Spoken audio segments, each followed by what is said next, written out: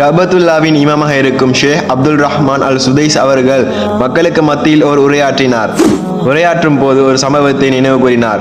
ஓர் சிறுவன் இருந்தானாம். அவன் மற்ற சிறுவர்களைப் போல் குறும்புத்தனமான ஒரு சிறுவனாம். ஒரு நாள் அந்த சிறுவனது வீட்டிற்கு விருந்தாளிகள் வந்தார்களாம். அப்பொழுது அவனது தாயார் அந்த விருந்தாளிகளுக்கு பரிமாறுவதற்காக உணவு சமைத்துக் கொண்டிருந்தாளாம். அந்த சிறுவன் என்ன செய்தான் தெரியுமா? விளையாட்டுத்தனமாய் தாய் சமைத்த உணவில் மண்ணை அள்ளி போட்டு விட்டான். இதை கண்ட அவனது தாயார் கோபமாக, அல்லாஹ் உன்னை கஅபாவிற்கு இமாமாக ஆக்கிவிடட்டும், இங்கிருந்து ஓடிவிடு என்று சத்தமிட்டார்கள். என்ன சொன்னார்கள்? அல்லாஹ் உன்னை கஅபாவிற்கு இமாமாக ஆக்கட்டும் என்று சொன்னார்கள். இந்த கதையை சொன்ன ஷேக் அவர்கள் தேம்பி தேம்பி அழுதார்கள். தன்னை ஆசுவாசப்படுத்திக் கொண்ட அவர் தொடர்ந்து சொன்னார்கள், மக்களே, இந்த சிறுவன் யார் தெரியுமா? கஅபத்துல்லாவின் இமாமாக இருக்கக்கூடிய, இப்பொழுது உங்கள் முன் உரையாற்றிக் கொண்டிருக்கக்கூடிய நான் தான் என்றார்கள்.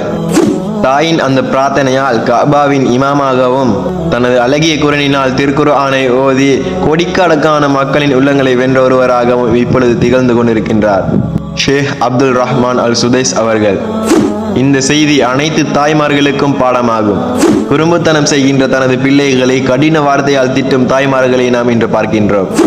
உள்ளத்தில் இருந்து அந்த வார்த்தை வராவிட்டாலும் அவர்களின் வாய்களினால் இருந்து வரக்கூடிய அந்த கெட்ட வார்த்தைகள் இப்பொழுது சர்வ சாதாரணமாகிக் கொண்டிருக்கின்றது.